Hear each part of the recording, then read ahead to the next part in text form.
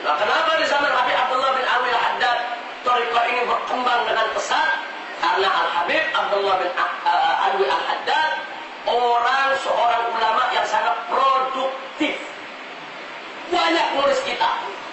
Macam-macam kitab beliau tulis. Jadi beliau semenjak kecil sudah hafal Al-Quran, hafal ribuan hadis di kepalanya. Walaupun beliau itu seorang yang tidak bisa melihat, matanya seorang yang buta, tapi hatinya terang benderang, bisa melihat, bisa memikirkan, bisa memahami, dan bisa memproduksi banyak kitab yang dikarangnya. Nah, jadi di sini kita bisa lihat manfaat kita. Ternyata kalau mulai thariqah itu dibukukan, dikitabkan, disebarluaskan, pemikiran itu tersebar kemana-mana. Jadi thariqah ini mulai dikenal orang secara gegap gempita di zaman Al-Habib Abdullah bin Alwi Al-Haddad.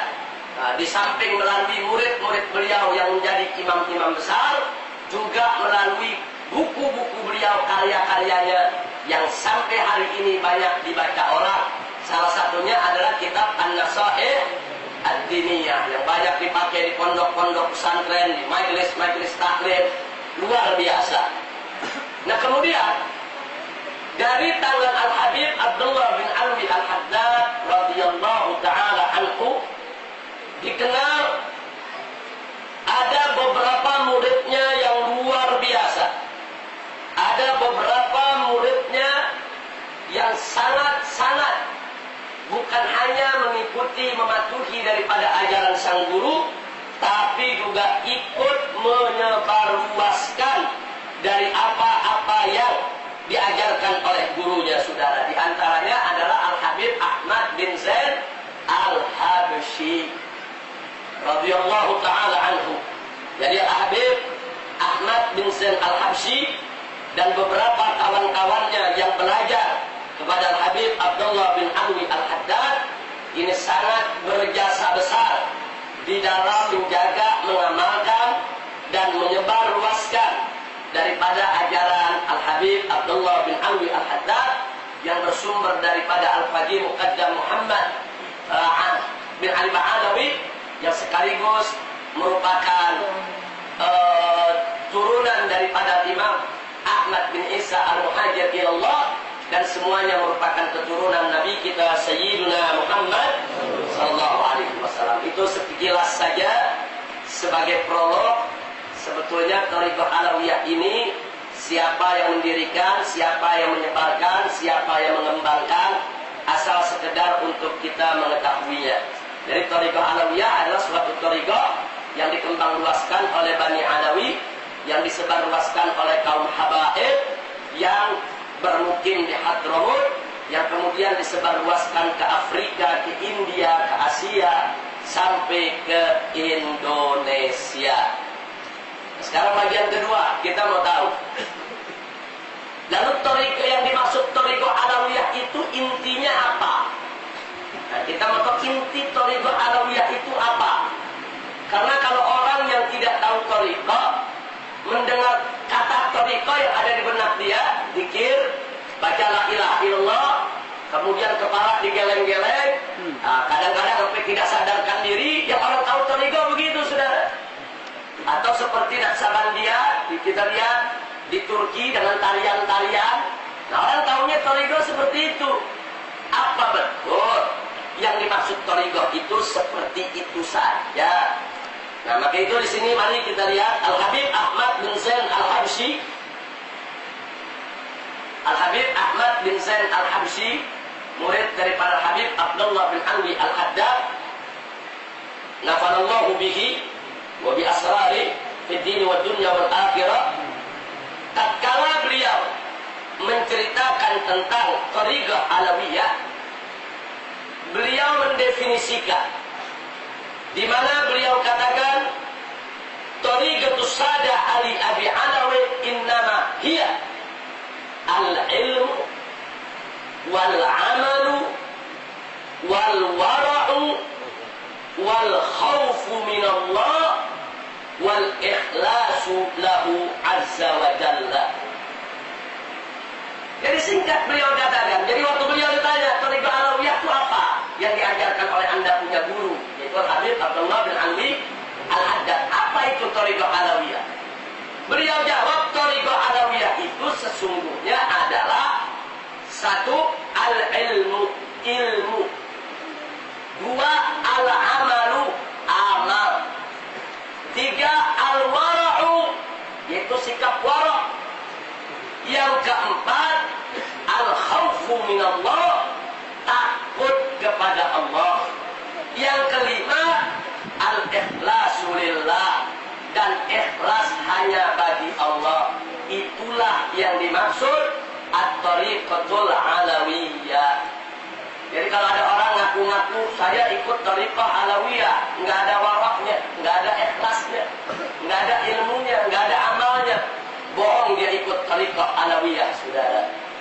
Jadi orang yang ikut at-thariqah alawiyah harus ada al-ihtimam kepada 5 perkara tadi. Yang pertama adalah al-ilmu. Nanti kita akan bahas soal ilmu bagaimana itu kedudukan ilmu itu, sudah. Nah, kenapa ilmu itu begitu penting? Karena tanpa ilmu kita tidak akan apa-apa. Kita tahu siapa itu Allah, apa kewajiban kita kepada Allah, siapa itu Nabi, dan apa yang harus kita lakukan terhadap ajaran Nabi, apa itu Al-Quran, bagaimana cara kita memahami dan mengamalkan isi kandungannya. Semuanya itu harus ada ilmu. Tapi ilmu itu sendiri menjadi nggak manfaat kalau tidak diamalkan. Makanya para ulama mengartikan al-hikmah adalah al-ilmu nafi'. Yang disebut hikmah adalah ilmu yang manfaat. Yang dimaksud ilmu yang manfaat adalah ilmu yang diamalkan oleh pemiliknya.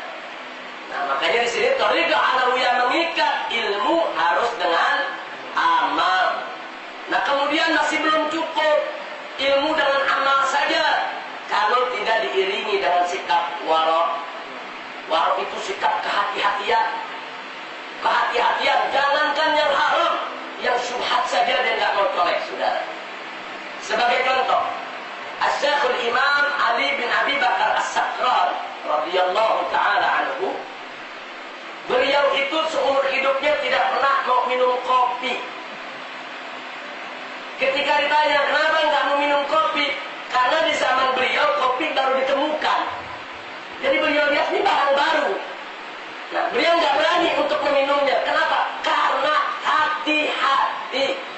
Karena ini barang baru, dalam Al-Quran dan hadis tidak ada penjelasan. Beliau harus hati-hati terhadap sesuatu yang baru. Beliau tidak berani untuk minum kopi seumur hidupnya. Ini namanya wara', hati-hati. Jadi nggak cukup. Kalau orang punya ilmu, katakan ilmunya diamalkan. Tapi kalau dia tidak punya kehati-hatian, dia bisa terpleset, saudara. Itulah pentingnya kehati-hatian. Itu disebut sikap wara'. Atau kalau zaman sekarang, kalau kita punya sikap wara', kita nggak bakal sembarangan untuk beli makanan, untuk beli minuman. Apalagi di sekitar kita ini banyak makanan minuman nggak jelas. Kadang-kadang halal-haramnya masih dipertanyakan. Orang yang punya sikap wara', nggak sembarangan dia mau makan, nggak sembarangan dia mau minum sebelum dipastikan kalau itu betul-betul halal. Jadi orang punya sikap wara' itu luar biasa.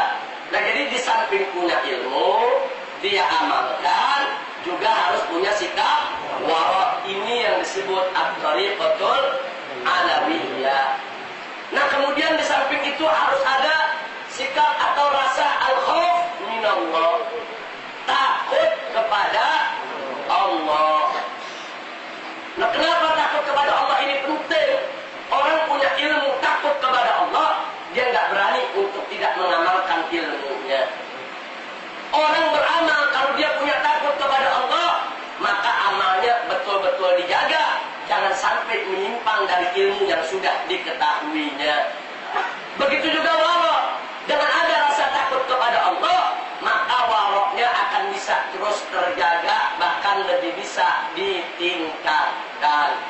Kalau orang selalu takut kepada Allah, maka dia tidak akan pernah berani berbuat sembarangan, tidak akan menyepelekan ilmunya, tidak akan menyepelekan amalnya, tidak akan pernah menyepelekan daripada waroknya, akan betul-betul dijaga, dipelihara daripada ilmu, amal, dan waroknya. Itulah penting khaufum minallah. Mesti ada takut. Orang kalau takut kepada Allah nggak berani dia berbuat maksiat. Orang kalau ada rasa takut kepada Allah nggak berani dia menyeleweng. Orang kalau betul-betul ada rasa takut kepada Allah, dia akan sangat hati-hati, yaitu di dalam menuntut ilmu, di dalam melakukan amal, dan di dalam menjaga sikap waroknya. Yang kelima, al-ikhlas. Oh, ini luar biasa. Al-ikhlas ini justru sebagai penentu ilmu, amal, warok, dan semuanya itu, saudara, tidak akan pernah membuahkan apapun tanpa ikhlas untuk Allah. Karena tidak ada satu amal ibadah yang Allah terima kecuali dengan ikhlas.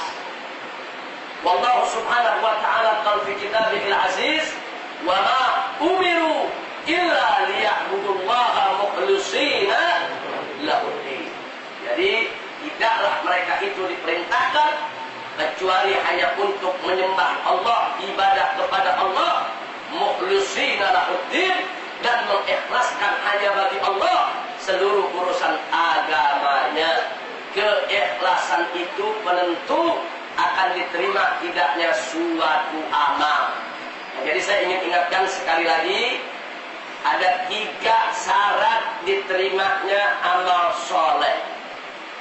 1 syarat tidak ada, amal soleh tidak diterima.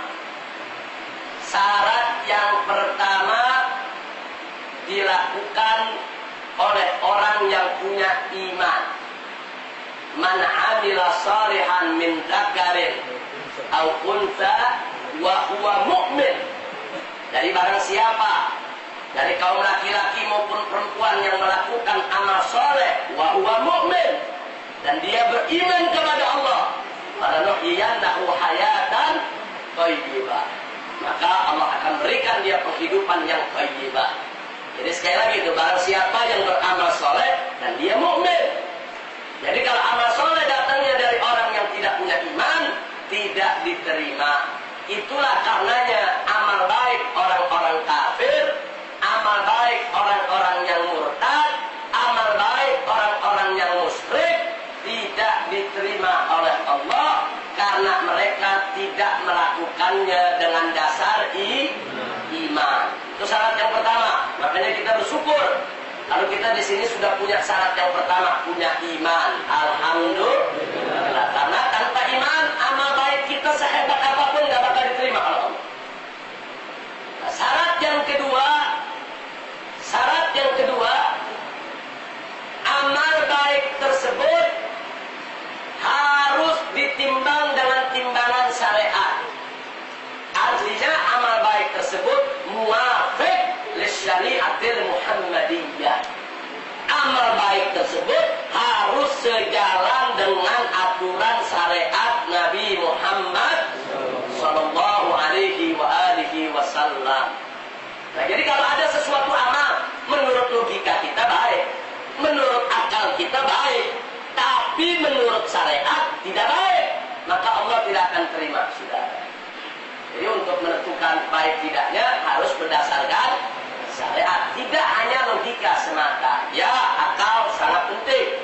Ya, logika harus ada. Ya, nalar itu punya peranan tinggi, tapi tidak boleh digunakan untuk menentang syariat.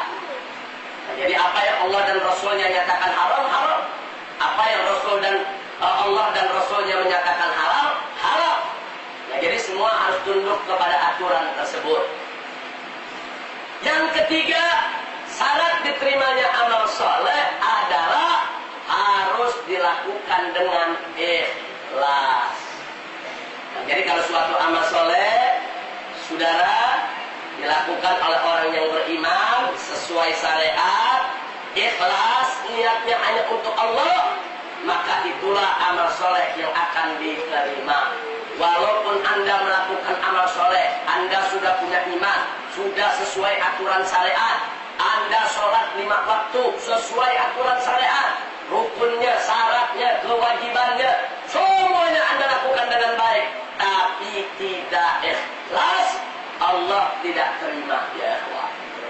Kalau itu pantas, ikhlas ini dijadikan salah satu pilar daripada at-tariqatul alawiyah.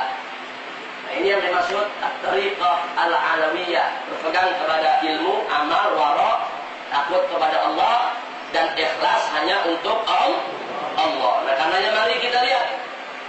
Dari sini kita tahu Al-Habib Zain bin Ibrahim bin Smith, Syekhuna jami'an, hafidhahullah ta'ala wa arda, beliau mengatakan, fa inna tariqatahum mabniyatun ala thalathati khisal. Kata Al-Habib Zain Ibrahim bin Smith, sesungguhnya tariqah alawiyah itu mabniyatun, berdiri di atas thalathati khisal, 3 pilar penting. Apa yang pertama? Luzumil kitab, yaitu tunduk patuh kepada Al-Quran. Luzumil kitab, yang dimaksud Al-Kitab adalah Al-Quran. Yang kedua, wattiba'is sunnah, dan mengikuti sunnah Nabi. Nah, kemudian yang ketiga, waliktida bisalafil ummah, dan tetap mengikuti jalan daripada para salafnya umat, saudara. Jadi berpegang teguh kepada Al-Quran, mengikuti as-sunnah, dan mengikuti jalannya salaful ummah. 3 perkara inilah yang menjadi pilar daripada tariqah alawiyah. Alhamdulillahi Rabbil Alamin. Nah, karena itu Al-Habib Abdurrahman bin Abdullah Al-Faqih mengatakan bahwa tariqah alawiyah tidak lain dan tidak bukan adalah ittiba'ul mansus ala wajhin mahsus. Nah, silakan yang kehujanan di belakang bisa maju lagi ke depan. Al-Haddad dalam salah satu bait syairnya beliau mengatakan, walzam kitab Allah watba sunnatan waqtat hadakallahu bil aslah. Kata Habib Abdullah bin Alwi Al-Haddad, walzam kitab Allah, itu pegang teguh tuh Al-Quran, kitab Allah, jalankan itu isi Al-Quran. Kemudian watba sunnatan, dan laksanakan, ikuti itu sunnah Nabi alaihi salatu wassalam. Waqtat hadakallahu bil aslah. Nah, kemudian jangan lupa ikuti juga apa yang sudah diajarkan oleh kaum salaf kita. Ulama-ulama salaf kita menyampaikan kepada kita tentang ajaran Islam bukan dengan sembarangan, tapi betul-betul dengan nur, dengan cahaya keimanan, cahaya ketakwaan, dan insya Allah itu menjadi berkah untuk kita yang mau mengikutinya. Amin ya rabbal alamin. Jadi saya pikir saudara, substansinya sudah jelas. Ternyata tariqah itu tidak seperti yang difitnahkan orang. Orang banyak mengirim fitnah. Tariqah itu sudah menyimpang. Tariqah itu nggak sesuai syariat. Tariqah itu bertentangan dengan ajaran Islam. Tariqah itu juga berlebih-lebihan. Tidak benar. Nah, sebab dulu kita pernah baca di majelis ini bagaimana ulama-ulama tariqah pada saat mereka memberikan arahan kepada pengikutnya, jangan sekali-kali mereka melanggar syariat yang dibawa oleh Nabi Muhammad SAW. Nah, ini yang perlu kita ingatkan. Jadi sekedar kita tahu, itulah at-tariqatul alawiyah sebagai ringkasan saja yang diajarkan oleh Al-Habib Abdullah bin Alwi Al-Haddad radhiyallahu ta'ala anhu. Nah, kemudian saya ingin menggarisbawahi satu hal kepada segenap jamaah kaum muslimin dan muslimat yang ada di tempat ini.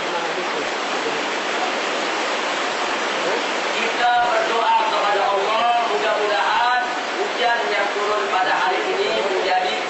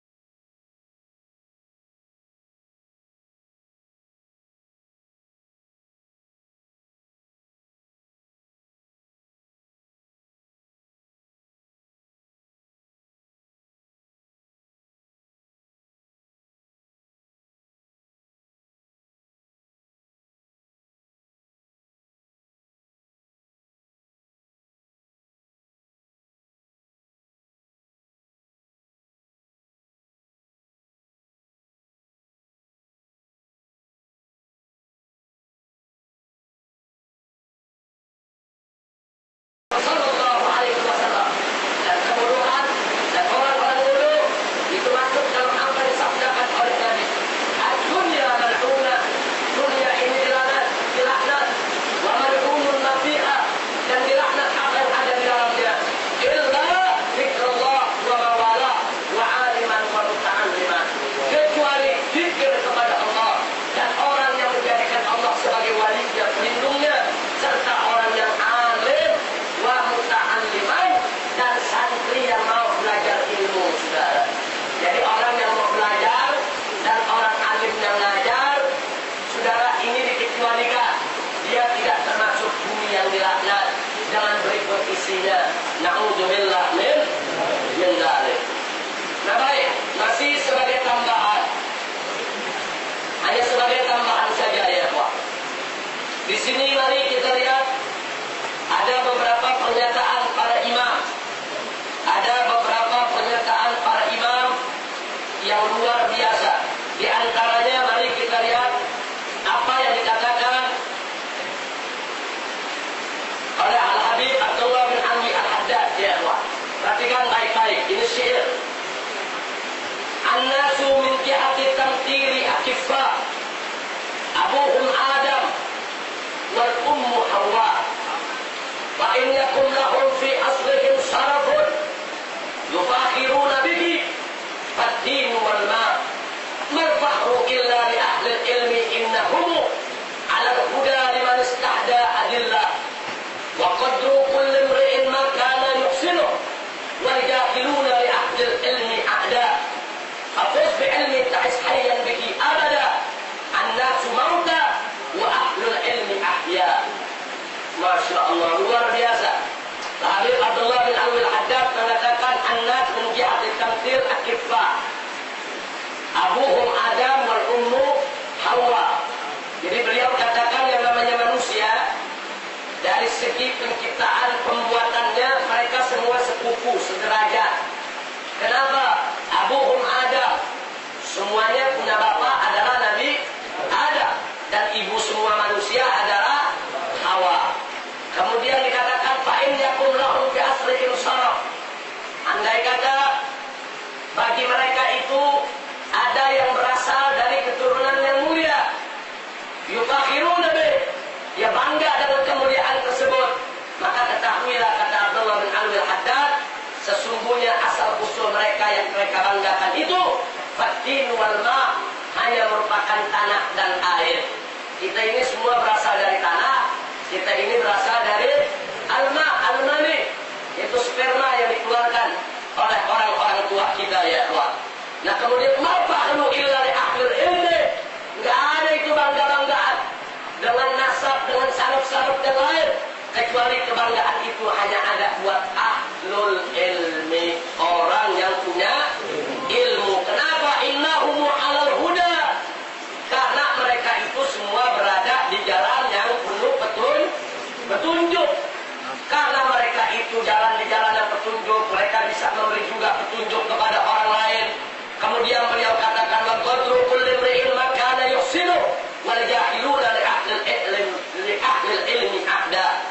Jadi di sini bahwa segala sesuatu daripada seseorang itu, saudara, yang dinilai adalah ilmunya. Dan orang-orang yang bodoh itu bagi ahlul ilmi ahda menjadi musuh, saudara. Nah, kita bisa lihat sekarang bagaimana orang-orang bodoh seenaknya mencaci maki ulama. Bagaimana orang-orang bodoh seenaknya menjelek-jelekan ulama. Bagaimana orang-orang bodoh seenaknya dengan tidak punya rasa hormat dan tidak takut kepada Allah, saudara. Seenak-enaknya mereka melecehkan dan meremehkan para ulama. Maka itu kebodohan itu betul-betul satu kejahatan yang mengganggu dan satu musuh besar. Sebagaimana disampaikan Imam Ali bin Abi Thalib radhiyallahu anhu wa karamallahu wajhah. Kemudian beliau berpesan, "Fafus bi'ilmin ta'is hayyan bihi abada." Maka raihlah dengan ilmu, di mana dengan ilmu engkau akan hidup selamanya. An-nasu mauta, semua manusia mati, wa ahlul ilmi ahya, sedangkan ahlul ilmi tetap hidup. Artinya orang yang punya ilmu walaupun dia sudah meninggal dunia, dia tetap akan hidup di sisi Allah, mendapatkan rezeki dari Allah, ilmunya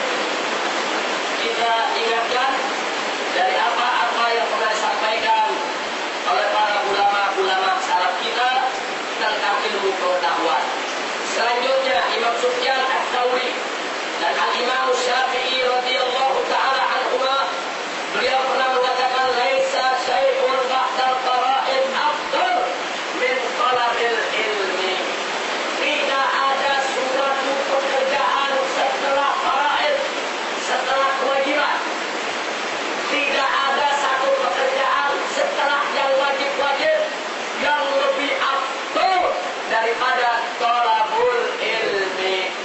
Setelah sholat 5 waktu, puasa Ramadan, zakat harta, dan kewajiban-kewajiban yang lain, maka setelah itu semua yang paling afdal adalah thalabul ilmi. Nah, karena itu tadi Al-Imam Muhammadul Baqir dengan tegas mengatakan alimun yuntafa'u bi ilmi afdalu min alfi abid, bahwa orang alim yang bermanfaat ilmunya lebih afdal daripada 1000 ahli ibadah, saudara. Itu penunjukan yang nggak main-main. Nah, bahkan nanti kita lihat lagi ada catatan-catatan yang menarik dari Al-Imam Hasan Al-Basri. Beliau mengatakan, inna sorira qalamil alim tasbihun. Beliau mengatakan apa? Sesungguhnya suara gesekan pulpennya orang alim, penanya orang alim, kalau dia nulis kitab, dia nulis apa, gesekan pena yang digunakan, setiap gesekannya merupakan tasbih.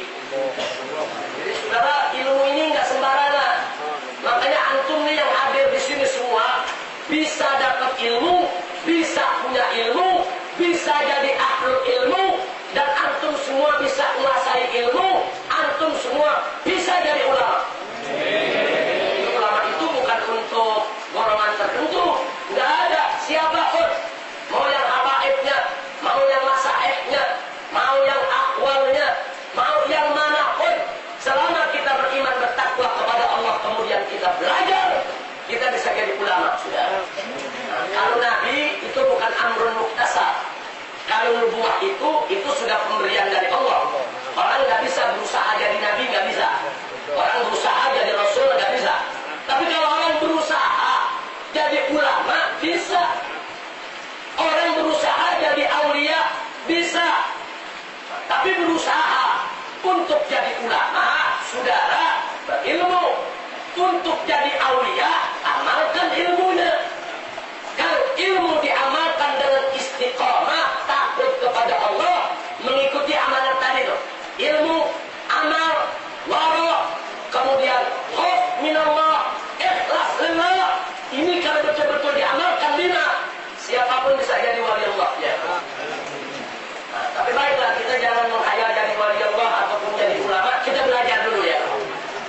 Kadang-kadang hayalannya tinggi-tinggi, hayalannya luar biasa, Ustaz Hasan. Pengennya kalau megang tembok keluar susu, tapi sholatnya nggak kerjain.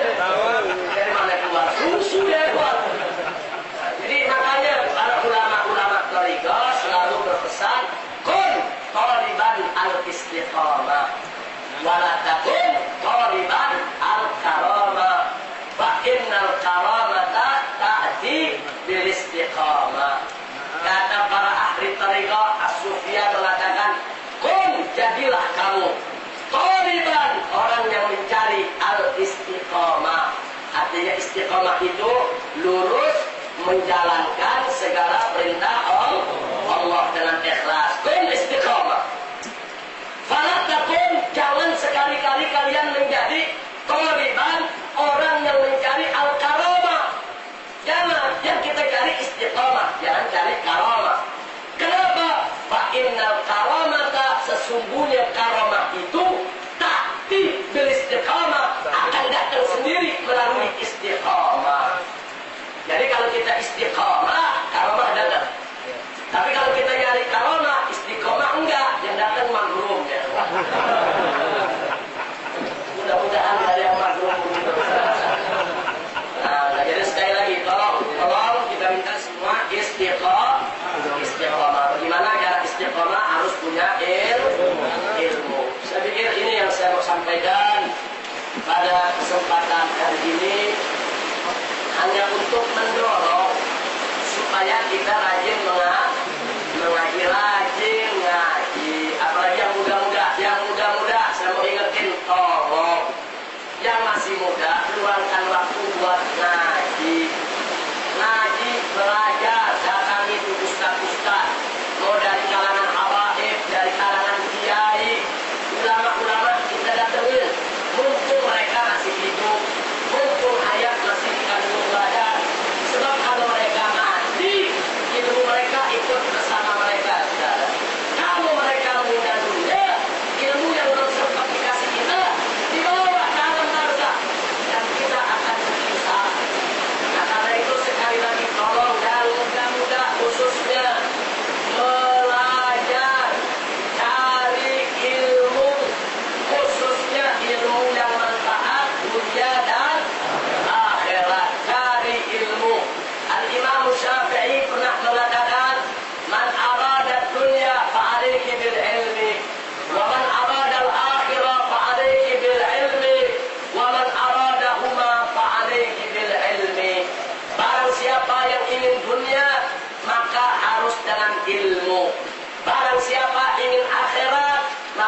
harus dengan ilmu. Barang siapa ingin dunia dan akhirat, maka juga harus dengan ilmu. Nggak ada kata susah. Nggak ada kata susah, saudara. Para ulama-ulama salaf kita mengingatkan, kamu mau gampang belajar, gampang hafal, pertama jangan tinggalin sholat 5 waktu, kedua jangan tinggalkan puasa yang sunnah, apalagi yang wajib. Yang ketiga, banyak-banyak baca Al-Quran. Sholat yang wajib dan sholat-sholat sunnah, puasa yang wajib dan puasa-puasa sunnah, ditambah banyak Quran. 3 ini modal supaya gampang menghafal, supaya gampang dapat ilmu, supaya gampang memahami persoalan. Tapi jangan lupa, cari gurunya juga mesti benar. Jangan cari guru yang sudah menyimpang daripada ajaran Islam. Apalagi zaman sekarang. Ini zaman sekarang luar biasa. Nah, ada orang-orang yang mengaku ulama, diulamakan, tapi memberikan pengajaran-pengajaran yang sudah jauh menyimpang daripada ajaran Nabi Muhammad Sallallahu Alaihi Wasallam. Akhirnya saya tutup. Saya punya sambutan isi pengajian kali ini dengan sabda Nabi yang diriwayatkan oleh Abu Hurairah, ada dalam Sunan Ibn Majah, di mana Nabi pernah mengatakan, qala nabiyuna Muhammadun sallallahu alaihi wa alihi wa sahbihi wa sallam, atau kama qala Nabi sallallahu alaihi wa alihi wa sallam, ta'ti 'alan nas sanawatun khadda'an yusaddaqu fiha al-kadhib wa yukadzabu fiha as-sadiq wa yu'tamanu fiha al-kha'in wa yukhawwanu fiha al-amin wa yantiqu fiha ar-ruwaybidah. Qila faman ar-ruwaybidah ya Rasulullah? Faqala sallallahu alaihi wa alihi wa sahbihi wa sallam, ar-rajul tafih fi amril 'ammah. Sadaqa Nabi sallallahu alaihi wasallam fa balagha risalah wa adda al-amanah wa nasaha al-ummah wa jahada fi sabilillahi haqqa jihadih. Nah, saudara, Nabi mengatakan ta'ti 'alan nas, akan datang kepada manusia, kepada kita semua, sanawatul khadda'an, tahun-tahun yang penuh tipuan, tahun-tahun yang penuh kepalsuan, tahun-tahun yang penuh kebohongan. Tahun yang bagaimana? Yusaddaqu fiha al-kadzib, pendusta pada zaman tersebut dipercaya. Pendusta dipercaya. Wa yukadzabu fiha as-shadiq, sedangkan orang yang tidak berdusta, orang yang lurus dan benar, enggak dipercaya. Dianggap pembohong, saudara. Pembohong dianggap benar, orang yang benar dianggap bohong. Wa yu'tamanu fi al-kha'in, pengkhianat diberi amanah. Orang yang gak jujur sudah khianat dikasih amanah. Saudara, wa yukhawwanu fi al-amin, sedangkan orang yang jujur, orang yang amanat, nggak berani orang kasih dia amanat, saudara. Dikhianati. Jadi yang amin dikhianati, yang pengkhianat diamanatkan.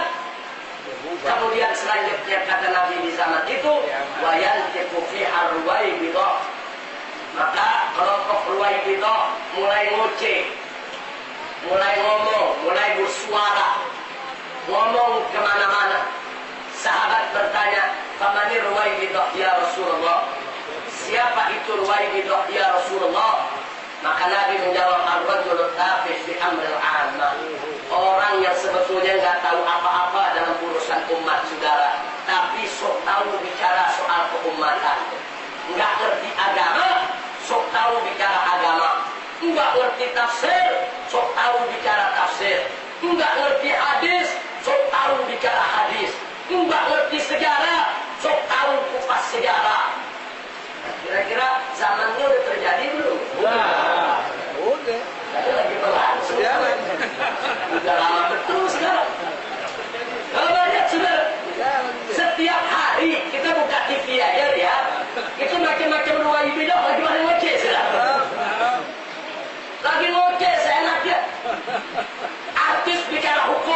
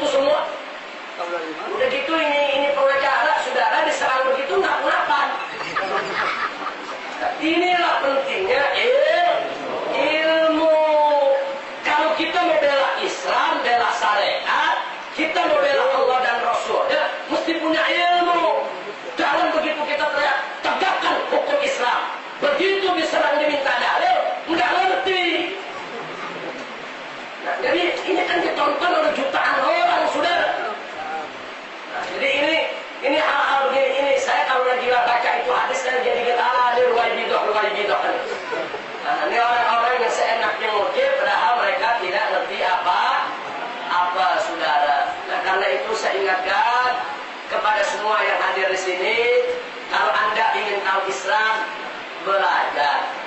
Kalau Anda ingin bela Islam, belajar. Karena kalau Anda bela Islam tanpa ilmu, berbahaya. Sebab sekarang ini yang menyerang Islam itu dikemas dalam bentuk ilmu. Mereka kemas dalam bentuk penelitian, mereka kemas dalam bentuk tesis, mereka kemas dalam uraian-uraian akademik, uraian-uraian ilmiah untuk menyerang Islam. Nah, kalau kita tidak menyiapkan diri dengan ilmu, bagaimana kita mau bela Islam, saudara? Bela Islam bukan dengan otot saja, bela Islam bukan dengan peluru saja, bela Islam juga harus ada laskar ulama yang menggunakan ilmu, yang menggunakan pemikiran, yang menggunakan iman dan takwanya untuk membela Islam yang sedang diserang oleh musuh-musuh Islam saat ini. Nah, karena itu khususnya anak-anak muda, saya minta belajar. Sekali lagi belajar. Penuhi majelis-majelis taklim itu yang ada di masjid-masjid, yang ada di apa namanya, di majelis-majelis taklim, musola-musola di mana-mana, penuhi. Apalagi di Jakarta, luar biasa. Ada majelis taklim Asy-Syafi'iyah, ada majelis taklim At-Tahiriyah, ada majelis taklim As-Siddiqiyah, ada majelis taklim Nurul Mustafa, ada majelis taklim Majelis Rasulullah, ada majelis taklim Ahbabur Rasul, macam-macam, ratusan ribuan majelis taklim. Ini semua keanekaragaman harus kita manfaatkan. Silakan Anda belajar di tempat yang hati Anda nyaman, yang pikiran Anda tentram, semuanya bagus selama tidak melanggar syariat Nabi Muhammad Sallallahu Alaihi Wasallam. Jadi amanat saya pada hari ini satu itu saja, tolong bekali diri kita dengan ilmu. Ini dalam kitab Al-Manhajus Shawi, Al-Habib Zain bin Ibrahim bin Smith bercerita dari kitab Al-Futuhat Al-Makkiyah karangan Ibnu Arabi. Diceritakan dulu ada seorang ahli ibadah di Maroko. Rajin ibadahnya, saudara. Saking rajin ibadahnya, itu tiada hari tanpa puasa kecuali yang diharamkan Allah. Sholatnya, puasanya, baca Qur'annya, zuhud betul. Nah, sekali waktu dia beli keledai perempuan. Nah, keledai ini nggak digunakan, keledai ini nggak dimanfaatkan, nggak dipakai untuk kerja, disimpan aja sama dia. Nah, suatu ketika ditanya oleh seseorang, kenapa Anda beli keledai kalau Anda tidak manfaatkan? Dia jawab dengan lugu, keledai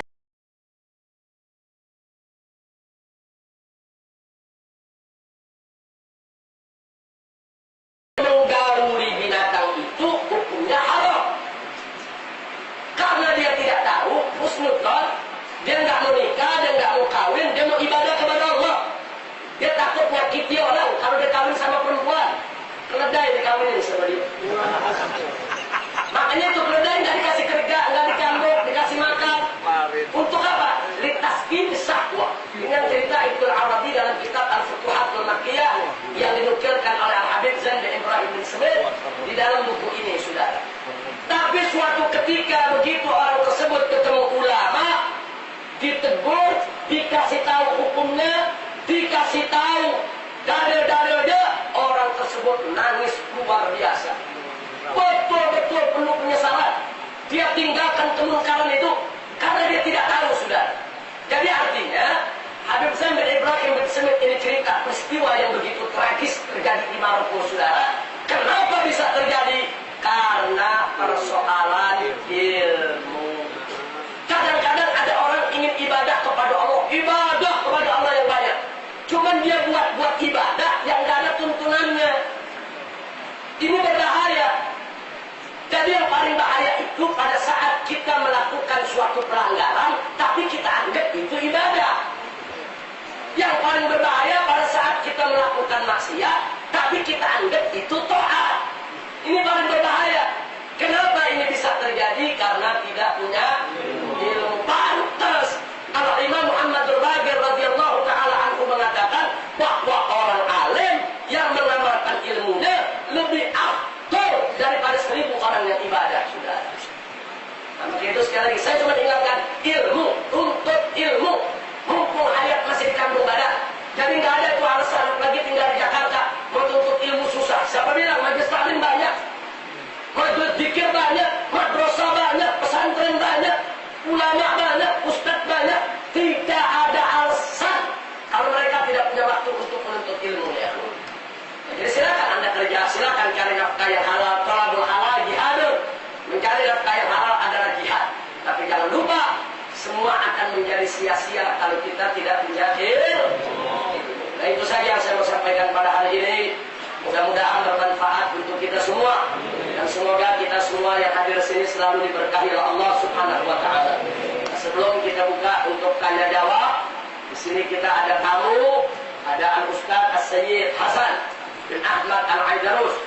Ini beliau ini kawan lama saya, kawan di Jakarta, kawan di Saudi, kawan di Mesir, sampai pingsan di kereta saja. Nah, jadi kawan lama yang juga dulu sama-sama kami belajar kepada almarhum Al-Habib Muhsin bin Ahmad Al-Attas, guru kami di Majlis Taklim Al-Husaini. Nah, beliau ini seorang yang suka silaturahmi ke sana kemari, Masya Allah, dan selalu mengedepankan itu persaudaraan Islam untuk menjaga umat yang terkotak-kotak dan terpecah-pecah. Selalu berusaha untuk menyelesaikan segala sesuatu dengan dialog, dengan munakasyah. Mudah-mudahan Allah memberkahi beliau, Allah memberikan kekuatan kepada beliau, dan kita minta kepada beliau untuk bisa memberikan tausiahnya kepada kita. Falyatafaddal. Bismillahirrahmanirrahim.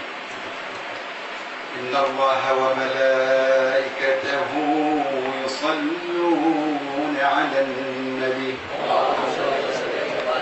يا أيها الذين آمنوا صلوا عليه وسلموا تسليما اللهم صل على سيدنا محمد وعلى آل سيدنا lebih kencang Allahumma salli ala sayyidina Muhammad wa ala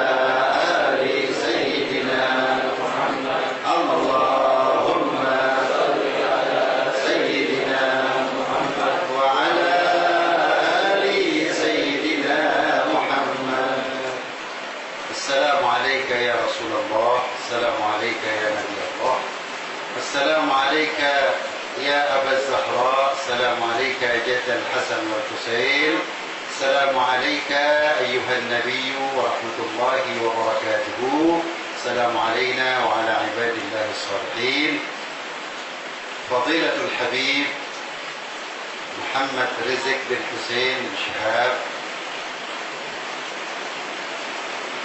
حضرات الآباء المحترمون المحترمين والأساتذة جميع المبلغين semuanya para pemuda yang mulia. Assalamualaikum warahmatullahi wabarakatuh.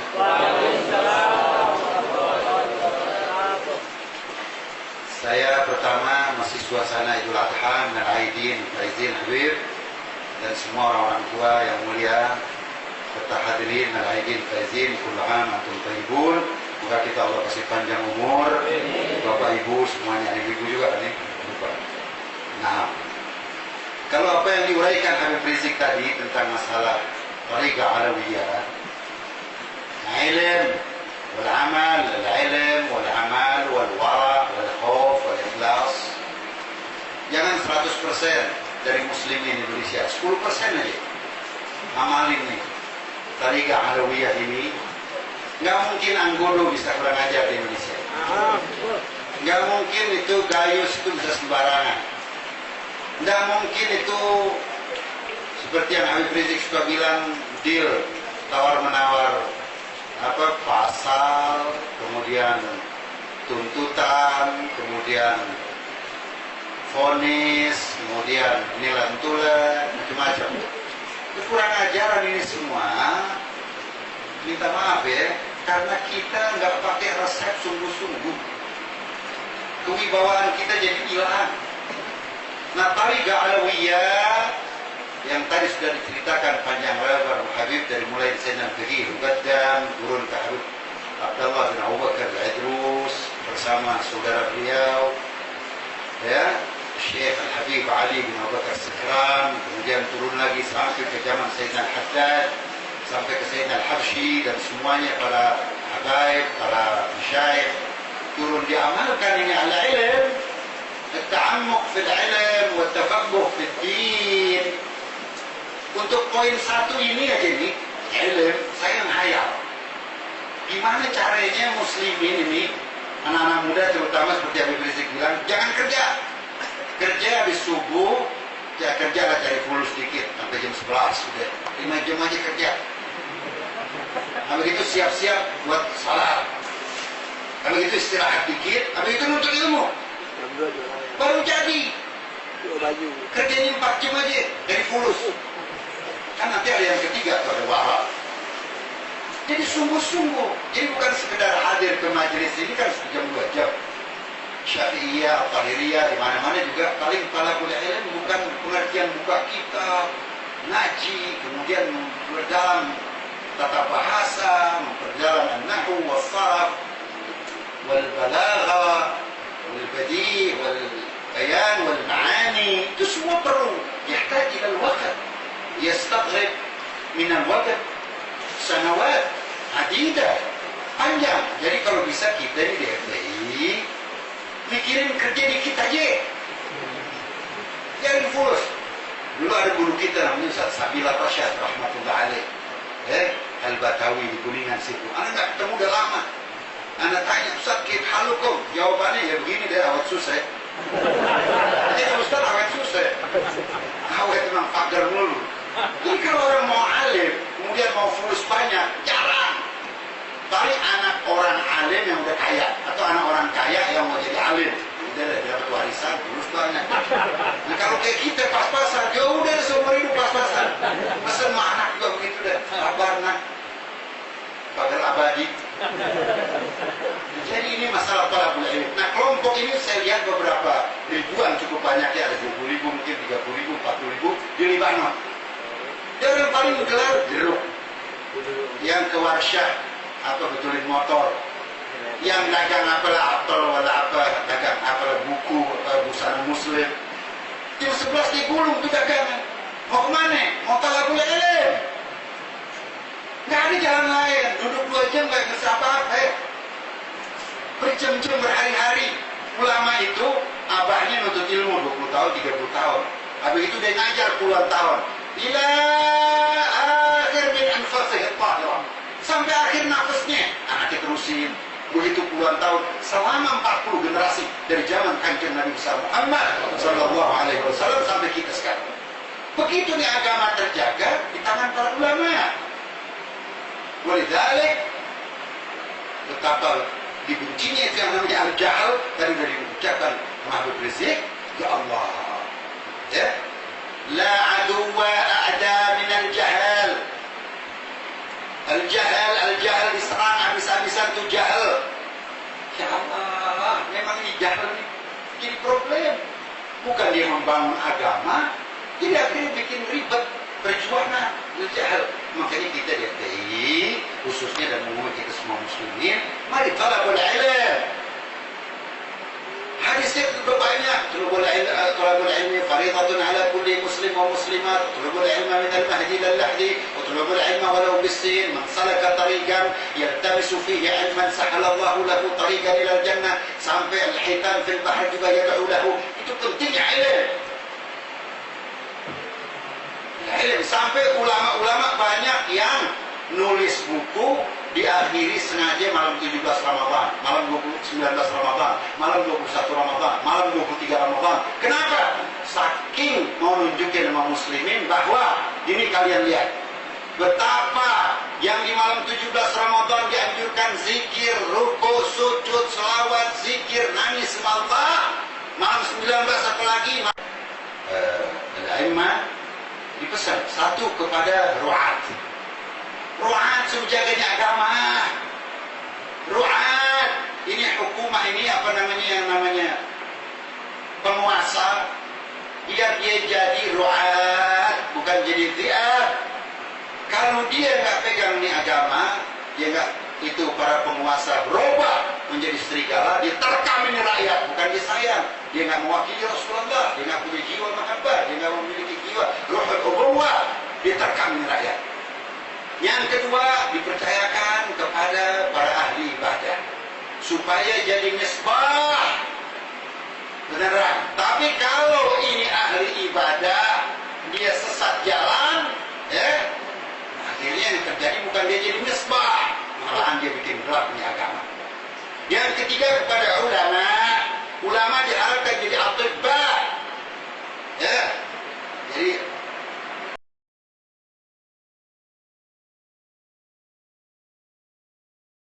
orang mau sakit, dia mau apa, dia nggak perlu datang ke rakyat. Orang udah mau mati, dia nggak mau tahu. Lu mau perlu datang di sini. Ada dokter kayak begitu, tapi ada dokter yang nggak cukup buka praktek di rumah, dia datang. Ar-Rasul digambarkan oleh Imam Ali alaihissalam sebagai tabibun tawwab, yu'alijun nas, ngobatin orang, jalan sono ke kampung-kampung, ke kota-kota, kebun korma, lereng bukit, pasar tradisional, kemana-mana jalan, ilal dunia wal fugara, diobatin. Nah ini para ulama jadi atibba. Tapi kalau ulama udah asyik fil bait, dakwah, syahid, hancur dia, nggak mau jadi atibba, nggak mau jadi juru penerang, nggak mau jadi mesbah, umat hancur, masa bodoh, halas, hancur sudah. Yang terakhir kepada tujar. Tujar buat apa disuruh jaga sama Rasulullah? Biar supaya terjadi keseimbangan alam ekosistem. Karena nih tujar kan mau ngembangin sayap usahanya. Ada yang mau buka ini, udah cukup 1, mau 2, mau 3, udah 3, mau 6, mau 9. Terus dia mau ngembangin usaha. Kalau dia nggak punya iman, dia nggak punya ilmu, dia nggak mau dengar sama ulama, maka nanti dia akan menjadi perusak ini alam. Terjadi sekarang, Lapindo. Itu gara-gara apa? Syahwat, perluasan bisnis. Hutan Indonesia 60 juta hektar hancur. Kenapa? Syahwat bisnis. Dan berbagai ketimpangan yang lain terjadi. Kenapa? Syahwat bisnis. Gak ada ilmu, gak ada iman, jauh dari ulama, nafsu bisnis, disembah sama bawahannya, nipu rakyat, terjadilah begini. Karena diperlukan sekarang kita mesti siap-siap ada kelompok muslimin 10% aja yang siap fager di akhir nafas. Belajar, cari guru banyak. Salah satu cara menghancurkan Islam di Indonesia, dimunculkannya di televisi ustadz-ustadz yang tidak punya kualifikasi apa-apa. Kenapa? Dimunculin sengaja. Padahal banyak yang alim, yang faqih, yang wara, yang khauf min Allah, yang ikhlas, mukhlisin, banyak di gang-gang, di desa-desa, di mana-mana. Nggak pakai. Kenapa? Pemilik televisi adalah agen Yahudi. Sehingga orang-orang alim yang baik nggak dianggap marketable. Nggak dipakai, dimunculin lain yang mentah-mentah, ngajar jutaan orang, ngoci sono, ngoci sini, ngutip Quran, salah tafsir, ngutip sabda Nabi, salah interpretasi, ngawur.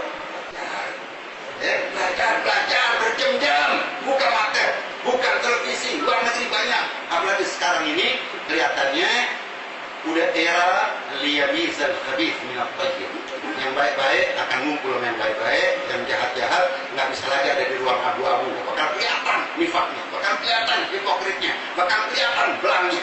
Ini yang ada dikit lagi, Mahdi mau datang. Yang laul arba kasban wa adla ba'da muli'atul man wa jawra mau datang. Apalagi kalau bukan siap-siap sekarang. Wa'iddu lahum, banyak ayat Al-Quran fil amr. Wa'iddu, siap. Nah siap kan mesti siap. Tentara aja begini, apalagi kita tentara Rasulullah. Wah itu harus siap. Jangan alon-alon asal kelakon. Udah mau datang, ini musuh udah pada siap di mana-mana. Kita masih alon-alon kayak penanten Solo. Belajar yang benar, berdalam. Saya saksi, Habib Rizik termasuk seorang yang banyak baca luar biasa. Lihat perpustakaannya. Hampir jarang didapati seorang alim, seorang ulama dengan punya perpustakaan kayak begini. Mudah-mudahan dia panjang umur. Kita tuntut, jangan lihat ulama kita lihat datengin. Ya, nah itu yang bisa saya sampaikan, mudah-mudahan ada manfaatnya. Minta maaf kalau ada kekurangan, sama-sama sholawat. Allahumma sholli ala Sayyidina Muhammad wa ala ali Sayyidina Muhammad walhamdulillahirabbil alamin wa lakum. Assalamualaikum warahmatullahi wabarakatuh. Ini kasih kesempatan kalau ada yang ingin bertanya, sebentar. ulama ahli hadis belajar dan mengambil serta meriwayatkan hadisnya. Dan ketika itu mushaf Al-Quran belum dicetak seperti sebanyak zaman sekarang. Maka itu ulama-ulama dulu banyak lebih berpegang kepada hafalan ketimbang tulisan. Al-Quran ada di kepala mereka, hadis ada di kepala mereka. Karena zaman mereka masih jauh daripada zaman percetakan. Percetakan itu kan abad modern. Tapi luar biasanya, di zaman yang serba sulit sarana prasarana pendidikan tersebut, ternyata mampu melahirkan imam-imam besar yang sulit dicari tandingannya. Bahkan di zaman ini tidak ada yang mampu untuk menandingi mereka. Ini luar biasa. Sementara di zaman kita sekarang ini yang sudah serba canggih. Kebetulan Syed Farhat ini ahli komputer. Beliau juga ahli dalam membuat program-program komputer. Beliau tahu betul bagaimana dahsyatnya kecanggihan komputer di zaman kita ini. Al-Quranul Karim, ayat yang mana saja dalam Al-Quran tinggal tulis di komputer, langsung diberitahu itu ayatnya di surat apa, nomor berapa, bahkan dikasih tafsirnya sesuai tafsir yang kita mau. Mau tafsir Jalalain, mau tafsir Ibn Katsir, mau tafsir Qurtubi, tinggal pencet, tulis, enter, keluar apa yang kita mau, sudah. Begitu juga hadis, tinggal tulis bunyi hadis. Oh, nggak hafal semua, hafal cuma satu kata, tulis aja katanya yang kita hafal. Langsung dicari dalam komputer, hanya hitungan detik keluar itu hadis yang kita cari. Disebutin ada dalam kitab mana, perawinya siapa, halaman berapa, hadis keberapa. Bahkan diberikan terjemah, ada dalam bahasa Indonesia, ada dalam bahasa Inggris. Ini zaman luar biasa, zaman komputerisasi, semua serba komputer. Bahkan nggak sampai di situ, dalam 5 tahun terakhir ini ratusan ribu kitab karya ulama itu cuma dimasukkan satu CD ya loh. Satu CD ada 14.000 kitab, satu CD ada 10.000 kitab. Satu CD saudara dalam bentuk DVD atau CD-ROM itu ada 25.000 kitab. Luar biasa. Dari mulai kumpulan kitab fikih sampai kumpulan kitab tauhid, kumpulan kitab sejarah dimuat. Dan kebetulan di perpustakaan kita CD macam itu ada. Kalau Anda di sini di perpustakaan ini mau ambil itu CD, lihat bagaimana mau cari kalimat di kitab mana saja, ratusan ribu kitab. Nah, ini era kan sebetulnya luar biasa, dahsyat, semua serba mudah. Tapi menariknya, zaman yang sarana prasarana pendidikan yang sudah serba canggih tidak mampu melahirkan seorang ulama pun yang sekelas daripada a'immah yang dulu sudah. Nggak ketemu. Ulama yang sekelas Imam Ahmad, ulama yang sekelas Imam Syafi'i, ulama yang sekelas Imam Malik, ulama yang sekelas Imam Abu Hanifah, apalagi ulama yang sekelas daripada ulama-ulama Ahlul Bait seperti yang sekelas Al-Imam Muhammadul Baqir atau Imam Ja'far Shadiq dan lain sebagainya. Enggak ketemu. Dan yang dahsyatnya lagi, ulama-ulama dulu kalau sudah disebut ulama komprehensif, hafal Quran, hafal hadis, kuasai semua ilmu. Nah, dia paham, sorof dikuasai, fikih, usul fikih, tafsir, hadis, tidak ada dikotomi. Semua ada dalam satu diri. Tapi zaman sekarang ada ulama ahli hadis, tafsir apa? Ulama disebut ahli tafsir, hadisnya ngerti. Ada yang jago dalam fikih, faraid nggak bisa. Ada yang hebat dalam faraid, faraid nggak kuasai. Ada para dia kuasai, mustalah hadisnya nggak paham. Bahkan yang lebih parahnya lagi, sekarang ini ulama dan penghafal Al-Quran dipisah. Banyak penghafal Al-Quran nggak jadi ulama.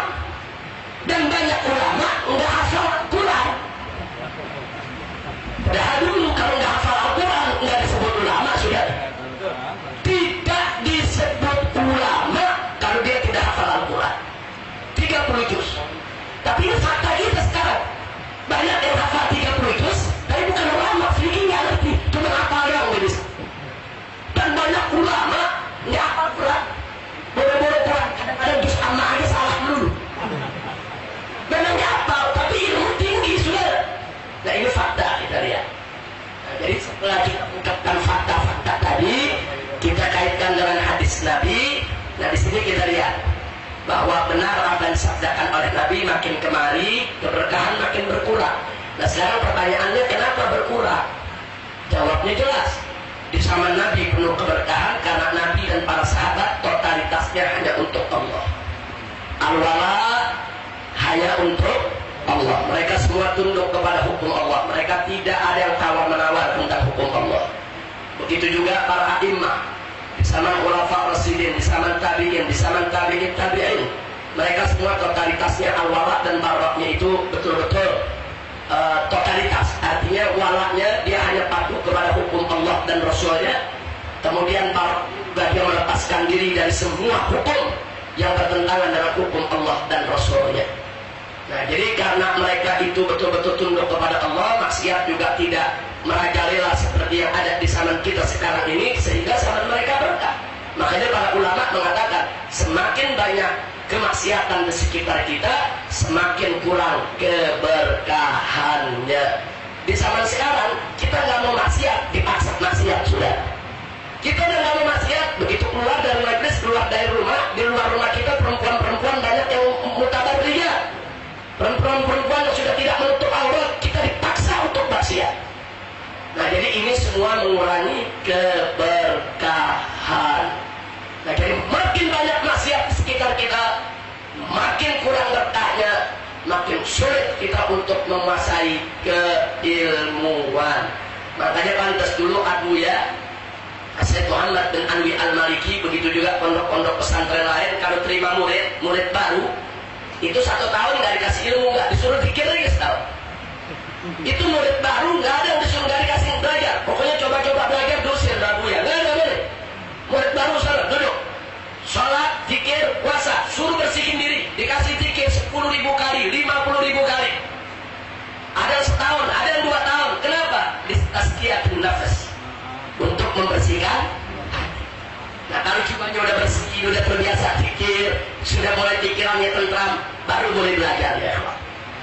Nah jadi kita lihat, jadi memang sulit untuk mentransfer ilmu agama yang diridhai Allah kepada orang lain kalau si penerimanya ini masih penuh maksiat, atau sebaliknya kalau yang memberikannya juga masih penuh maksiat. Tapi kalau yang memberikan bersih, yang menerima bersih, lancar. Sama kita kalau ngedownload sesuatu di komputer kita, kalau sesuatu yang kita download itu bersih, yang menerima bersih, masuk. Tapi coba kalau salah satu ada virus, bisa masuk tidak? Enggak, ditolak sudah. Nah karena itu sekali lagi tazkiyatun nufus itu penting. Jadi ini kembali kepada soal keberkahan tadi. Jadi kenapa itu bisa terjadi? Kuncinya persoalan maksiat. Nah untuk itu saya ingatkan bagaimana Al-Imam Syafi'i radhiyallahu taala anhu pernah ngadu ke gurunya, namanya Waki. Beliau katakan kepada gurunya bahwa beliau agak sulit untuk menghafal. Jadi suatu ketika, biasanya Imam Syafi'i itu dari umur 5 tahun aja udah hafal Quran, 7 tahun tuh udah hafal Muwatta. Tapi ketika suatu waktu ada yang mau dihafal oleh Imam Syafi'i sulit. Akhirnya Imam Syafi'i istakali su'i. Beliau ngadu ke gurunya, kenapa nih hafalan agama kurang? Gurunya hanya mengatakan kepada Imam Syafi'i, innal ilma nurun fala tudfi'u bil maksiyah. Ilmu itu adalah cahaya, jangan kau padamkan dengan maksiat.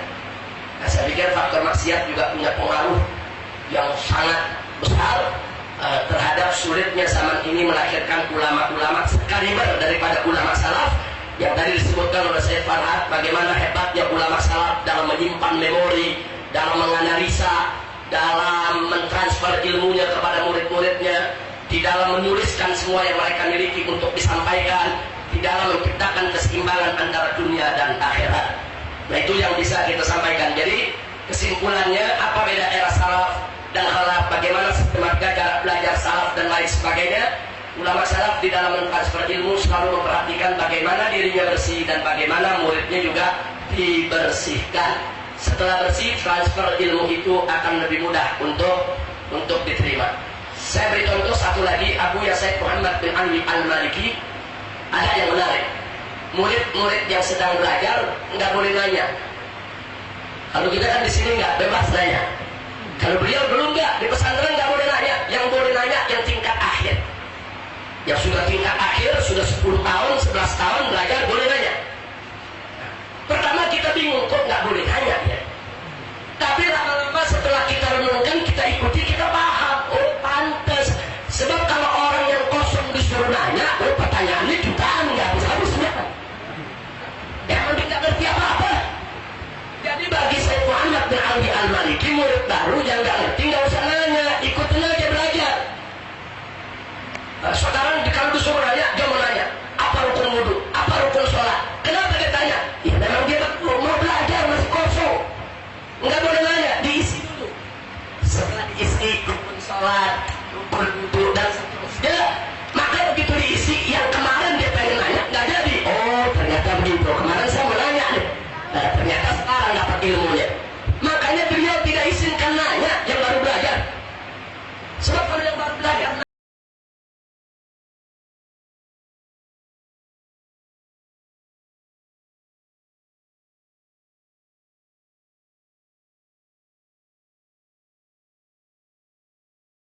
udah hatamin tafsir, udah hatamin buku-buku hadis, baru dikasih izin oleh beliau untuk nanya, mana yang kau tidak paham.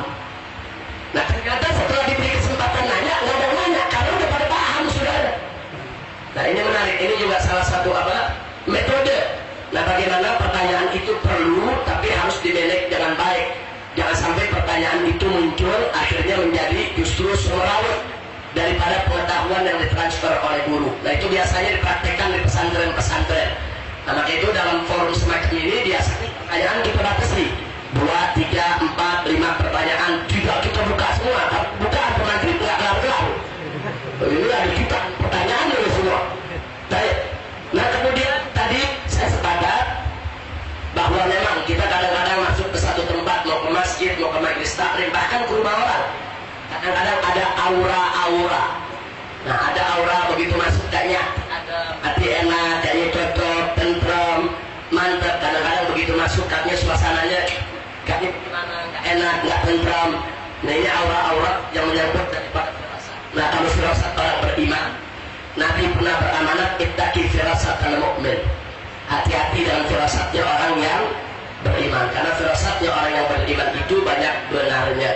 Ya, tadi yang disampaikan Habib Hasan bin Ahmad Al-Idrus soal pergeseran dakwah di TV-TV, banyak menampilkan orang-orang yang sebetulnya kapasitasnya belum sampai, belum mumpuni, belum mencukupi. Dan barusan juga yang disampaikan oleh Akhina Farhat tentang TV dan radio, bagaimana efektivitas daripada dakwah yang disampaikan oleh kedua media ini. Dan bagaimana juga kita lihat tadi beliau ceritakan ada dakwah-dakwah yang kadang-kadang membosankan, itu juga kesalahannya, itu juga, dan seterusnya. Di sini saya tidak ingin panjang lebar, saya hanya ingin mengingatkan saja diri saya maupun segenap kaum muslimin dan muslimat. Dengan sangat prihatin harus kita sampaikan, saat ini telah terjadi pergeseran besar-besaran nilai dakwah. Pertama, dakwah yang semestinya menjadi tuntunan telah mulai berubah menjadi tontonan. Jadi banyak orang kalau mau hadir di tempat-tempat dakwah, tabligh, pengajian, cuma mau nonton. Menonton kelucuan yang bicara, menonton ketertarikan daripada si penjara dan lain sebagainya. Kemudian yang kedua, telah terjadi pergeseran dakwah yang semula merupakan kewajiban, kini dakwah mulai berubah menjadi profesi. Kewajiban dengan profesi beda. Profesi sekedar memenuhi undangan, sekedar memenuhi panggilan, sekedar aja profesi. Habis dia sampaikan profesi kerjaannya dianggap profesi, dia pulang selesai. Sehingga dakwahnya tidak punya visi dan misi. Beda dengan dakwah sebagai kewajiban, harus ada visi, harus ada misi. Kenapa dia sampaikan itu? Apa tujuannya menyampaikan itu? Apa hasil yang mau dicapai? Dan seterusnya. Dan yang ketiga, ini yang paling parah, yaitu terjadi pergeseran dakwah yang semula merupakan perjuangan, kini berubah menjadi perniagaan. Nah, kini menjadi bisnis. Nah, mulai terjadi pergeseran di mana-mana. Mengundang ustaz, mesti transfer dulu duit 10 juta lewat rekening ustaz. Ini terjadi di mana-mana dengan alasan manajemen. Nah, dengan alasan manajemen, biaya administrasi, dibatasi dan lain sebagainya. Fakta sudah, dan ini dialami oleh banyak orang. Nah ini akhirnya berubah bergeser dakwah yang tadinya musik perjuangan yang penuh pengorbanan akhirnya berubah menjadi bisnis dan perniagaan. Dimenek lagi, sewa ahli sudah. Kadang-kadang sewa konsultan. Dia sewa konsultan, dia bayar 50 juta, nggak apa-apa. Dia sudah hitung-hitungan dengan konsultan, ratingnya nanti akan naik, manajemen lebih bagus, yang undang lebih banyak, keuntungan bisa 50 sampai 100 kali lipat.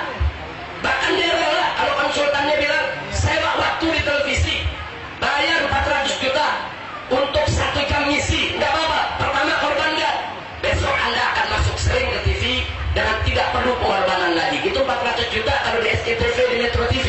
Kalau di TVRI cuma 20 juta. Nah jadi dimanage sedemikian rupa. Kita tidak ada masalah kalau itu ditujukan untuk betul-betul dakwah, menjadikan itu sebagai strategi. Tapi pada faktanya di lapangan berubahlah dakwah dari perjuangan menjadi perniagaan. Nah akibatnya apa? Kalau dakwah yang mesti jadi tuntunan kemudian berubah jadi tontonan, nggak bakal berpengaruh. Kalau dakwah yang tadinya kewajiban berubah jadi profesi, tidak punya takdir, tidak ada pengaruh. Kalau dakwah yang tadinya perjuangan berubah menjadi perniagaan, tidak ada takdir sama sekali. Nah ini berbahaya. Akhirnya dakwah itu nggak membekas, dakwah itu nggak berkah. Akhirnya dakwah maksiat jalan terus ya. Dakwah kerusakan di mana-mana jalan terus. Akhirnya dakwah itu berubah menjadi bisnis. Inna lillahi wa inna ilaihi raji'un. Nah ini kewajiban ulama dan umat, bukan ulama saja. Umat juga punya faktor kesalahan, terlalu memanjakan. Nah sebetulnya kalau umat punya sikap kepada mereka-mereka yang mencoba menjadikan dakwah sebagai tontonan, sebagai profesi, dan sebagai perniagaan, mereka nggak laku kok. Kan tergantung umat. Kalau umat nggak mewakili mereka, kalau umat nggak mengundang mereka, kalau umat nggak menghadirkan mereka dengan segala bentuk manajemen perniagaannya, enggak, mereka nggak bisa maju sudah. Tapi umat juga bukan hanya mendukung, umat rame-rame mengorbankan harta benda dia hanya untuk menghadirkan seseorang. Utang sana, utang sini, 75 juta, 100 juta. Ini sesuatu yang ya ini penyakit di masyarakat. Jadi saya pikir ini perlu kerjasama antara ulama dan umat. Ulama-ulamanya harus tetap ikhlas. Jadi jangan sekali-sekali ngisi yang dibicarakan mau dibayar berapa. Nah kemudian nanti begitu pulang dikasih amplop, di depan panitianya dibuka, kok segini. Ini akhlak apa saudara? Nggak boleh isi aja dakwah aja, ikhlasin. Orang dia mau kasih amplop deh, nggak mau kasih kek, mau bayar deh, nggak bayar deh, nggak ada urusan. Kalau habis keramat pulang, nggak usah nunggu A nunggu B. Kalau dikasih hadiah daripada panitia terima, nggak usah pakai dihitung depan mereka, mau dikit mau banyak, udah bersyukur aja sama Allah. Kalau nggak dikasih nggak usah ngegerutu. Nah ini saudara yang tadi disebutkan dalam thariqah alawiyah harus ikhlas. Jadi saya pikir ini perlu ada perbaikan dari da'inya, dari ustadznya, dari mubaliknya, dari ulamanya, juga harus dari umatnya. Nah itu saja yang bisa kita sampaikan. Jadi betul yang dikatakan tadi oleh Ustaz Farhad, memang sudah terjadi pergeseran nilai dakwah. Yang terakhir soal diulang-ulang Ustaz Farhad, saya hanya katakan ada positif, ada negatif. Kalau khutbah seseorang diulang-ulang yang itu juga, memang negatifnya orang bosan. Apalagi yang udah tahu saudara, bosan. Tapi sebetulnya positifnya juga ada. Apa positifnya? Ibarat besi kalau mau dibuat pedang, itu kan harus dibakar. Setelah dibakar kan ditempah. Dan itu nggak cukup sekali bakar, dan nggak cukup sekali tempah. Berkali-kali dibakar, berkali-kali ditempah. Apinya itu juga, tempahannya itu juga. Makanya para ulama mengingatkan, termasuk Habib Abdullah bin Al-Haddad dalam kitab An-Nasaih Ad-Diniyah, jangan pernah bosan dengan dakwah yang kita dengar itu juga. Kenapa? Karena itu dia lagi tempat kita, ditempah. Ibarat pedang besi ditempah, bakar lagi, tempah lagi, bakar lagi, tempah lagi. Nah, jadi kalau umpamanya contoh begini, tiap hari Jumat kita dengar khotib mengatakan ittaqullah, bertakwalah kepada Allah. Jumat besok sama, ittaqullah. Jumat lagi sama, ittaqullah. Kenapa?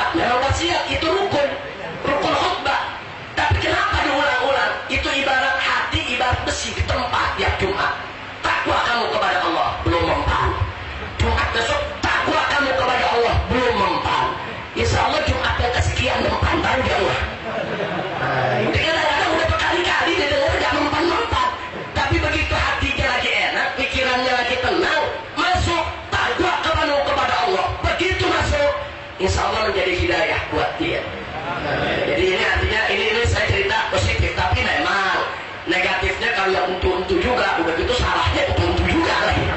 Nah, saya pikir itu membosankan dan itu perlu dikritisi. Saya sepakat dengan saya Farhat tadi, kalau ada seperti itu mesti diingatkan, ditegur, diperbaiki, dan suruh dia berimprovisasi untuk lebih berkreasi agar tidak membosankan. Walaupun tempahannya untuk juga untuk takwa kepada Allah.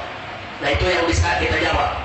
Nah, ada satu pertanyaan lagi, satu saja. Silakan. Siapa di sana? Saya Muhammad. Silakan. Satu saja. Waalaikumsalam warahmatullahi wabarakatuh. Nah, Ustaz, yang anda mau tanyain tadi Ustaz cerita tentang di Jakarta Raya Ustaz. Itu ada pertanyaan apakah Nabi pernah mengajar orang? Iya. Itu anda rasa penting untuk dijawab Ustaz. Dan Ya. kedua, di luar sana ada yang menyatakan begini Ustaz. Dalam Al-Quran hanya berbicara masalah hukum. Kalau tidak salah mereka mengatakan hanya 5% saja dari proporsi Al-Quran. Selebihnya Al-Quran banyak membicarakan masalah ketakwaan, masalah nubuwah dan lain sebagainya, yang itu lebih banyak proporsinya dalam Al-Quran. Nah itu dijadikan dalil untuk menentang orang-orang yang berbicara tentang syariat, Ustaz, yang berdakwah tentang syariat. Bagaimana pendapat Ustaz yang mereka mengatakan bahwa itu proporsinya kecil dalam Al-Quran dan itu nggak jadi prioritas. Jadi prioritas utama dalam perjuangan Islam di Indonesia adalah bagaimana membuat orang takwa secara sosial, Ustaz. Terima kasih. Assalamualaikum warahmatullahi wabarakatuh. Waalaikumsalam warahmatullahi wabarakatuh. Jazakumullahu khairal jazaa. Terima kasih atas pertanyaannya.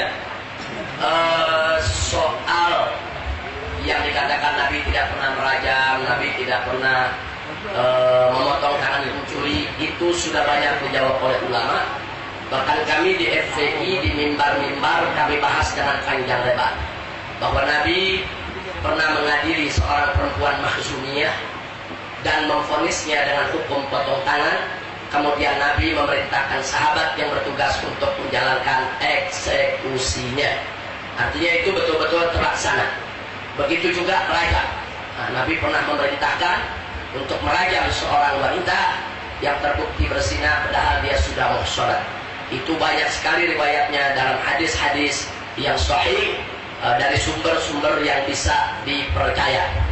Nah, adapun persoalan tadi, hukum dalam Al-Quran itu 5% atau 10% daripada persoalan akidah dan lain sebagainya, keimanan dan ketakwaan.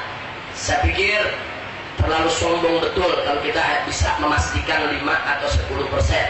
Karena itu butuh penelitian dari huruf ke huruf, dari lafaz ke lafaz.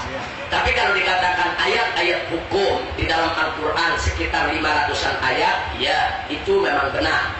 Tapi walaupun andai kata kita bicara persen, jangankan 5%, andai kata 0,00001%, selama sudah Allah yang perintahkan, wajib dilaksanakan. Di dalam Al-Quran ayat potong tangan itu cuma satu ayat. As-sariqu was-sariqatu faqta'u aydiyahuma. Pencuri laki-laki dan pencuri perempuan, potonglah tangan mereka. Cuma satu ayat. Dari 6.000 lebih ayat dalam Al-Quran yang bicara soal keimanan, keislaman, ketakwaan, ayat potong tangan cuma satu. Nah, tapi apakah dengan satu jadi tidak prioritas? Apakah dengan satu menjadi ini nanti nggak usah diutamakan dulu? Enggak.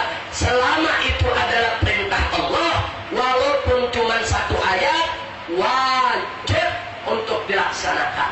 Jadi kita bicara dari segi kewajiban, jangan pakai prosentase. Ini bukan voting. Sebab kalau 5% nggak diprioritaskan, kalau 95% diprioritaskan, berarti menjalankan Al-Quran udah mulai pakai ilmu voting gitu, saudara. Enggak begitu. Kalau dalam Al-Quran nomor satu ayat, Al-Quran 30 juz, semua ayatnya, baik yang berkenaan dengan hukum, berkenaan dengan akidah, berkenaan dengan akhlak, berkenaan dengan apa saja, semuanya adalah firman Allah, wahyu Allah yang wajib untuk dilaksanakan. Nah, karena itu kita belajarlah dari bagaimana totalitas kepatuhan para malaikat ketika diperintahkan oleh Allah untuk sujud kepada Adam, mereka nggak protes. Kenapa sujud kepada manusia? Kan sujud nggak boleh kepada manusia. Sujud hanya boleh kepada Allah. Nah, makanya Allah katakan wa idh qulna lil malaikati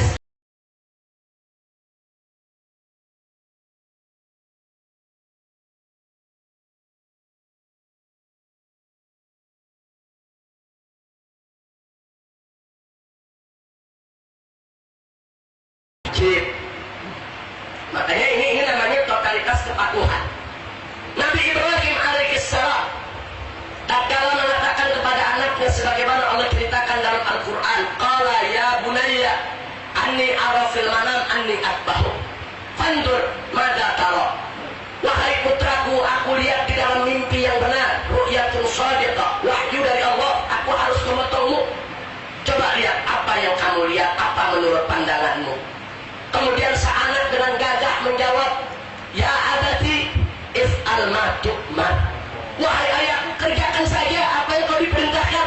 Satajiduni insyaallah minas sabirin. Engkau akan mendapatkan aku dengan izin Allah termasuk orang-orang yang sabar. Bapak menyembelih anak kandung, nggak boleh, saudara. Logika mana yang membenarkan ayah menyembelih anak kandung? Apalagi anaknya ini soleh, takwa kepada Allah. Secara akal nggak boleh bapak motong anak, saudara. Tapi karena ini perintah Allah, ya wajib dilaksanakan. Ini kalau kita cerita perintah Allah, jadi nggak pakai persentase kalau udah bicara perintah Allah. Kalau Allah udah suruh, ya kerjain. Nah, itu yang dilakukan oleh Sayyidina Ibrahim dan putranya Sayyidina Ismail alaihi mas. Nah, begitu juga kita lihat para sahabat Nabi radhiyallahu anhum, tatkala Allah menurunkan ayat pengharaman khamr, turunnya di malam hari, surat Al-Maidah ayat 90 dan 91, ada sekelompok sahabat sedang pesta menyajikan minuman keras karena minuman keras belum diharamkan. Begitu ayat ini turun, mereka tidak tahu, sebagian sudah minum. Salah seorang sahabat yang hadir bersama Nabi dengar Nabi dapat wahyu tadi disampaikan, langsung berangkat ke tempat pesta. Si sahabat ini menyetop orang-orang yang pesta, kawan-kawan, stop dari pesta kalian. Kemudian disampaikan, barusan wahyu turun kepada Nabi bahwa minuman keras diharamkan selamanya. Ya ayyuhalladzina amanu innamal khamru wal maisiru wal ansabu wal azlam rijsun min amalis syaitan fajtanibu. Begitu para sahabat dengar ada orang menyampaikan firman Allah yang turun kepada Nabi bahwa minuman keras itu haram, nggak boleh diminum. Hari malam itu juga dia berhenti minum. Minuman yang ada di gelas semua ditumpahkan. Kendi-kendi bejana-bejana, kendi-kendi yang berisi minuman keras semua dipecahkan. Bahkan ada beberapa sahabat yang sudah terlanjur minum barusan, karena nggak tahu kalau ayat itu turun, dia masukkan jarinya, dia korek kerongkongannya, dia bikin mual, dia muntahkan isi perutnya. Kenapa? Total patuh kepada Allah. Pengharaman khamr dalam Al-Quran cuma satu ayat. Dari 6.600 sekian ayat yang mengharamkan khamr cuma satu ayat. Apakah dengan mentang-mentang satu ayat? Coba bayangkan, 6.600 sekian ayat yang mengharamkan khamr cuma satu ayat. Berapa persen? Ada 1%? Nggak ada. 1 dari 6.000 berarti 0, berapa itu?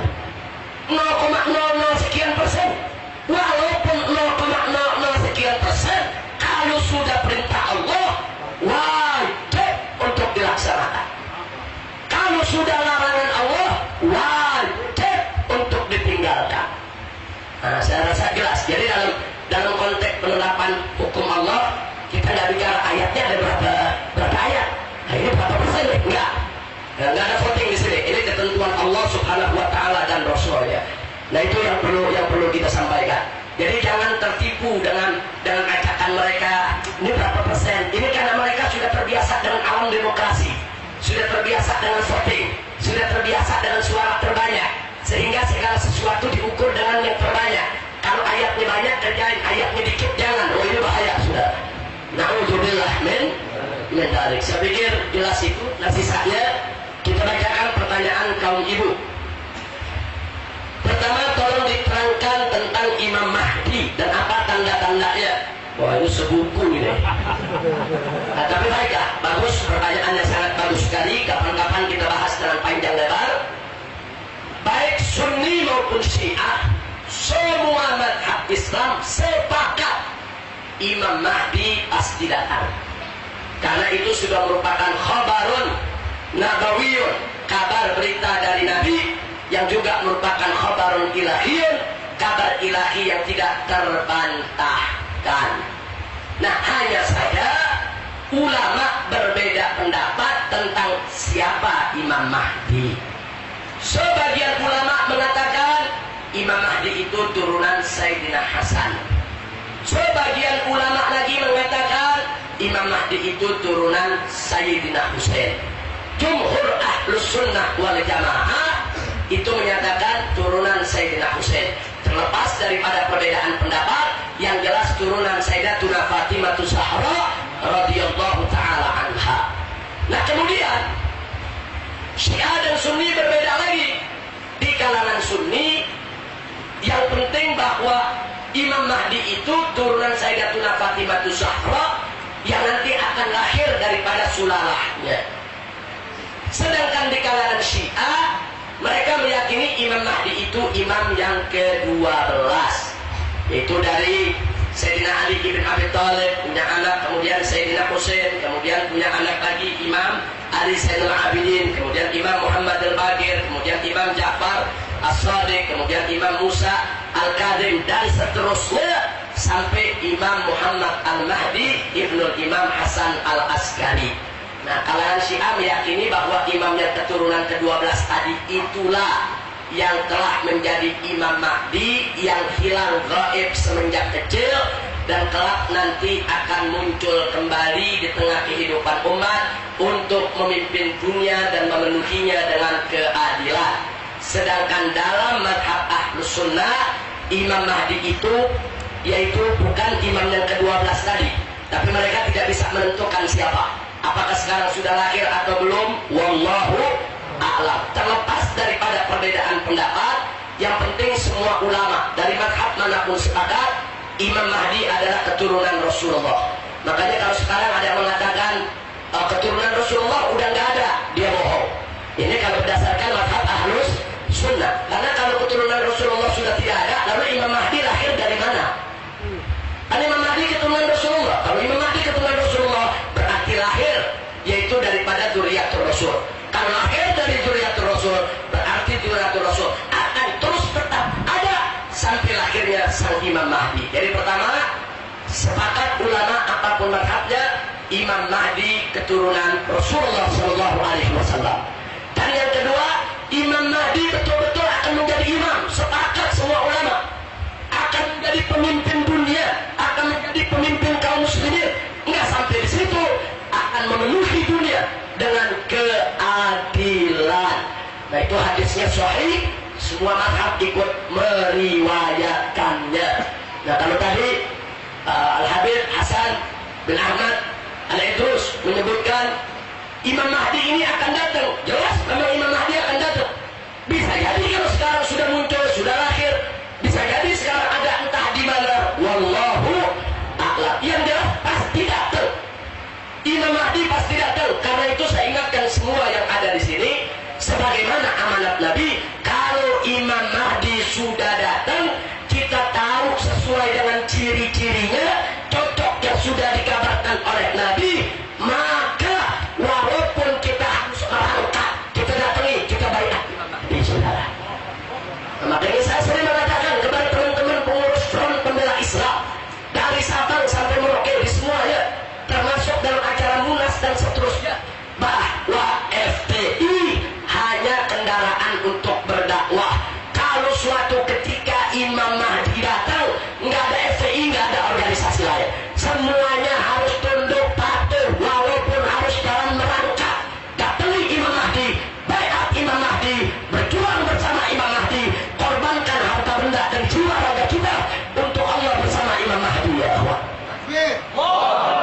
Mudah-mudahan Allah Subhanahu wa Ta'ala memberikan kekuatan kepada kita semua. Karenanya, andai kata pun kita nggak mengalami Imam Mahdi datang, umpama kita nggak alami, minimal kita dari sekarang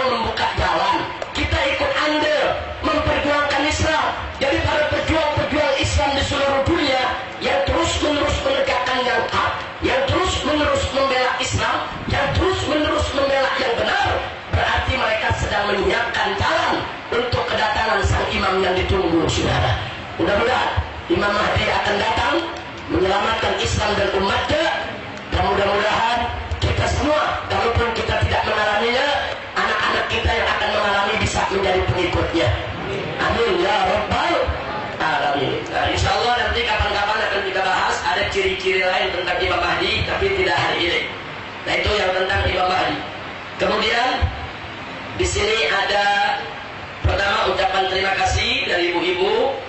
Kalau mereka bisa ikut ngaji di pagi hari juga seperti yang lainnya, tapi saya memang minta maaf, tempat belum siap karena ini masih berlangsung mungkin sekitar 1, 2 sampai 3 bulan lagi baru tempat akan siap semuanya, insya Allah. Dan ada usul supaya pelajaran yang kemarin dialog Imam Ali Zainal Abidin dengan muridnya yaitu Shibli tentang haji itu supaya dimuat di tabloid Suara Islam.